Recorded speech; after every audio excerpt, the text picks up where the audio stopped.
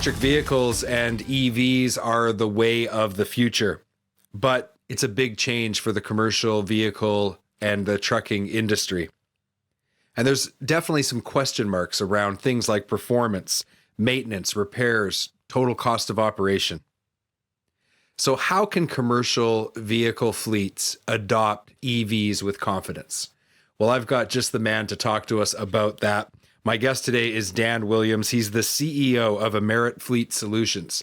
And Dan, before founding Amerit, had a real background in growing companies very rapidly. Twice he's been on the 100 fastest growing companies list, so he knows how to scale and grow a company. He's applying all that he's learned in those previous companies with Amerit Fleet Solutions and turning his attention to the changing technology that is electric vehicles and EVs.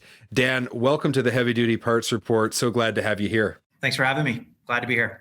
Well, I'm excited to talk to you because I think that it's a very important subject. Getting fleets to adopt EVs with confidence is a big subject right now. Obviously, technology is rapidly changing.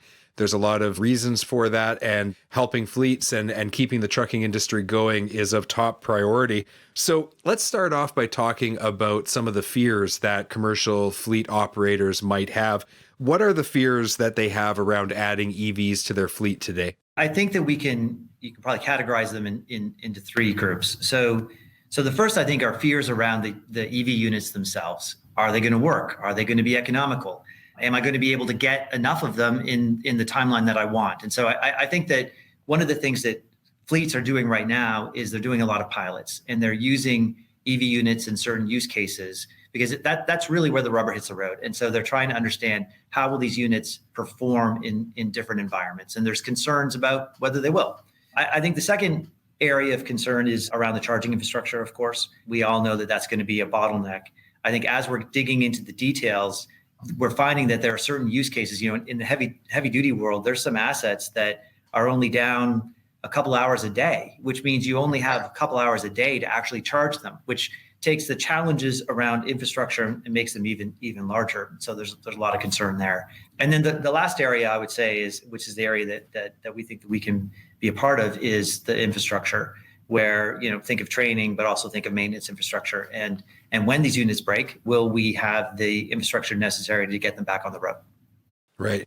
And there's a difference between fear and a legitimate barrier. Sometimes we just have fears about things because it's the unknown and we're uncertain about it. And then there's like the actual barriers. So can you talk to us a little bit about some of those barriers that are legitimate and that perhaps are slowing down the adoption to some degree? In the immediate term, I think production capacity of the OEMs is certainly slowing us down. That's going to be addressed in the coming 12, 24 months. I think the grid and charging infrastructure is another real barrier that people are facing today. I think the other thing that folks are starting to think about is the batteries and the infrastructure around the manufacture of batteries, the raw materials associated with that. There isn't a lot of domestic manufacturing capability. A lot of that is with other countries, which creates all kinds of challenges and risks. So I think that that's going to be one that we're going to be seeing in the coming months.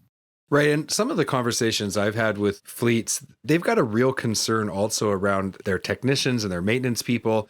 This is like, yeah, okay, it's a truck and it's got wheels and everything, but it is built very differently. And so there's got to be some barriers there where they're saying, look, we already are short on technicians. We're short on drivers. There's going to be a training curve here. And that's got to be one of the factors as well. Is that something you found? Oh, yeah, for sure. Hiring good technicians, retaining them, training them, that's a challenge today. And right now there's far more demand than there is supply.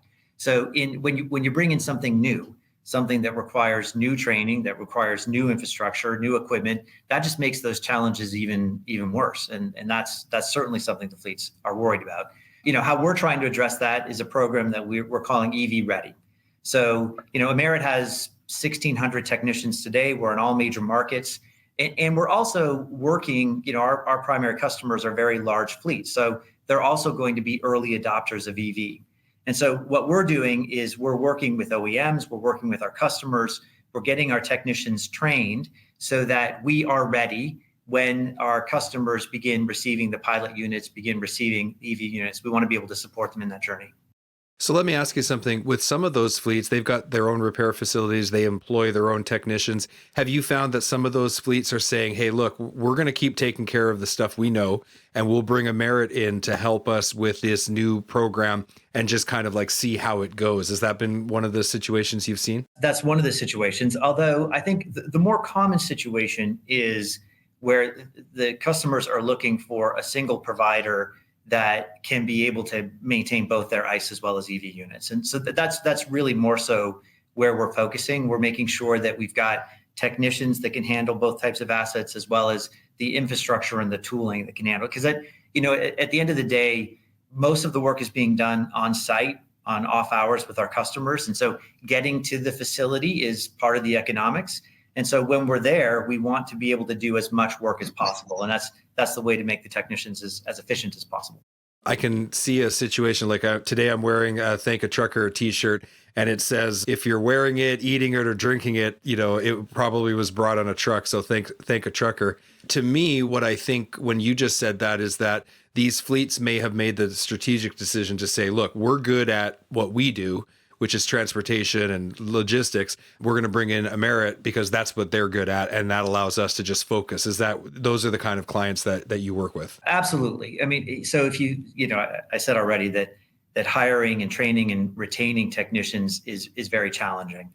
And so that is all we do. And so we're very focused on it. We think that we do it well, but it's still a challenge. And so what we typically see is that customers want to focus on their core business. They want to focus their attention in other areas, and they let us work with the technicians. There must have been a point in time a few years ago where you said, look, this is going to be a strategic objective for our company. We're going to focus on EV, because it's not like you can just turn a switch and have all of your 1,600 technicians ready to go all at once. So when did you make that decision? Well, tell us a bit of that story. Yeah, so I mean, certainly we, like the industry, have been talking about it, have been thinking about it now for a couple of years. And I think what we are seeing, I think like many are seeing, is that the pace of adoption is speeding up. And so we've been reacting accordingly. So I would say that really early last year, we started making moves, started introducing ourselves to some of the OEMs, started forming relationships, started thinking about jointly developing training materials and how are we going to train these technicians. So we're probably 12, 18 months, in some cases 24 months into those relationships. We're going to take a quick break. We'll be right back. Don't have a heavy-duty part number and need to look up a part? Go to parts.diesellaptops.com or download the app on Apple or Android to create your free account. Looking for high-quality fuel injection for heavy-duty applications? Having one supplier for fuel injection allows you to better serve customers by providing them with a complete line, which increases your sales and profitability. Learn more at ambackinternational.com/aftermarket. We're back from our break, and before the break, we were talking about how the adoption of electric vehicles is accelerating in the trucking industry, and with that, it brings unique challenges, which Merit is putting itself strategically in place to help the trucking industry to adopt EVs with confidence. Dan, you've made some strategic partnerships with EV truck manufacturers. For instance, there's a press release about a partnership with Nikola. Why are service agreements with OEMs an important part to helping fleets adopt EVs? Yeah, sure. So we're in discussions with a large number of OEMs. In fact, probably close to all of them. We're really excited about those discussions. And I think when you think about the OEMs, we sort of think of them in two categories. The first is the incumbent OEMs that have established dealer networks, and then the newer OEMs that do not. So for the latter, the way that we can support them is obvious.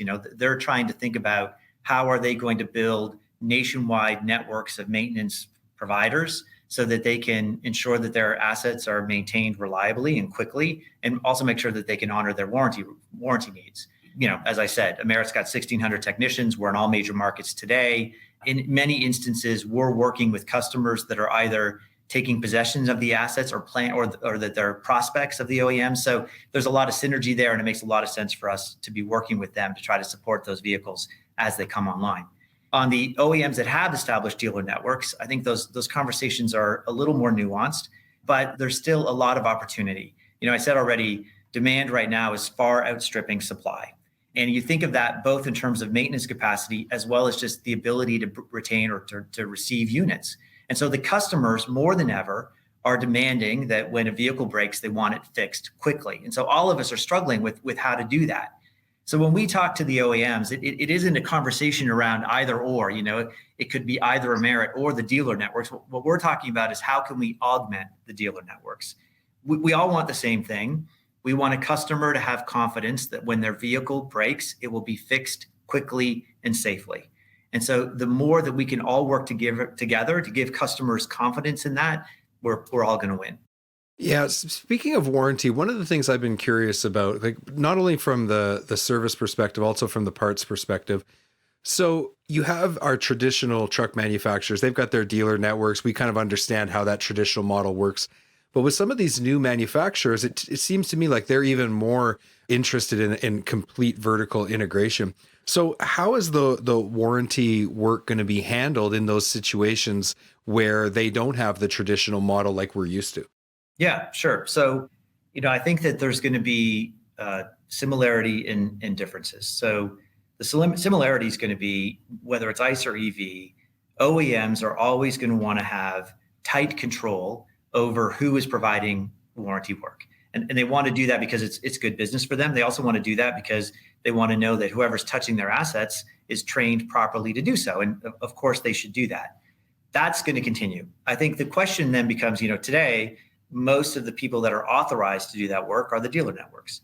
I think that certainly, as I mentioned, for the OEMs that don't have those networks, they're going to be thinking about who is going to be doing that work. Even for the OEMs that do have established networks, though, I think they're going to be thinking about how can I give customers confidence that repairs can happen quickly? And they're going to need to do that more so to be competitive and to be the ones that the OEMs choose or the customers choose. So I think that what you're going to see is the tools that they use, the providers that they authorize might start to expand. That makes a lot of sense. How concerned are you about some of the new trucks that are coming out that are EVs? Like I've seen some advertising that instead of having thousands of replacement parts, they only have like 22.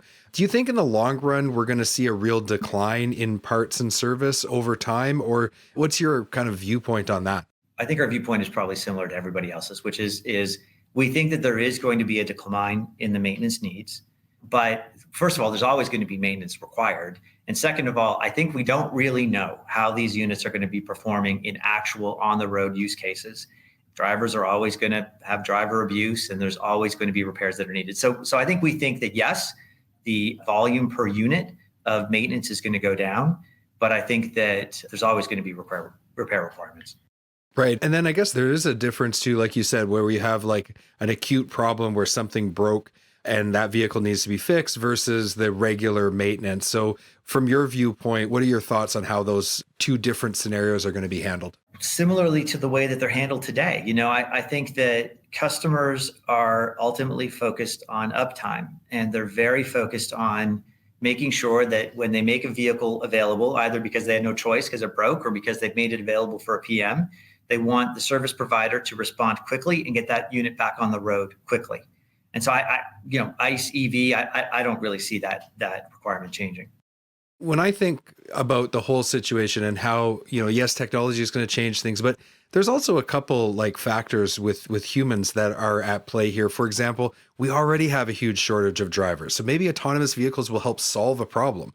We already have a shortage of technicians, and it's not like birth rates are declining in the West. So it's not like there's going to be an abundance of people in future generations. I think there's going to be extreme competition for the young people coming up in every industry. So in a lot of ways, it might be that the ones who are left behind in the industry and are continuing to work in this industry are just fine because technology helps solve some of these big issues that we're facing on shortages. Sure. There is real training that is needed to be able to support EV units. There's real infrastructure. We're making investments in some of our infrastructure today to be able to support the units. So I think that what you may also find is that there are some small garages out there that, they've started to be toying with the idea of retirement, and they are faced with, do I make this investment to keep going, or do I maybe use this time to stop? And so I think that you are going to start to see that some of the supply is going to be a little constrained. I think that's probably going to go along with the dynamics of reduced demand. So We like to sometimes focus on what's going to change because we all have some natural concerns and fears because of the unknown. From your perspective, what's going to stay the same that we can count on moving forward? A lot's going to change for sure. But how we think about it is, as long as there are assets, those assets are going to break. And when they break, customers are going to want them to be fixed. They're going to want them to be fixed quickly. They're going to want them to be fixed with professionals. And they're going to want to know, most importantly, that those assets, when fixed, are safe to be on the road. That's never going to change. And so we see, the fundamentals of providing maintenance, providing it on a nationwide scale, providing it to large fleets. We think that those fundamentals are going to stay the same. And we're excited to be a part of what's going on. Our customers are doing really amazing things. We're excited to be partners with the OEMs. We're excited to be part of this change. So I think for us as a company, we look to the future. We feel a lot of hope, and in today's world, that feels pretty good. You've been listening to the Heavy Duty Parts Report. I'm your host, Jamie Irvin, and we've been speaking with Dan Williams, the CEO at Amerit Fleet Solutions. To learn more about their company, visit ameritfleetsolutions.com. Links will be in the show notes. Dan, thank you so much for coming on the Heavy Duty Parts Report and sharing your story and your experience and also giving us a window into the world of EVs. I really appreciate you being on the show. You bet. Likewise. Thanks for having me.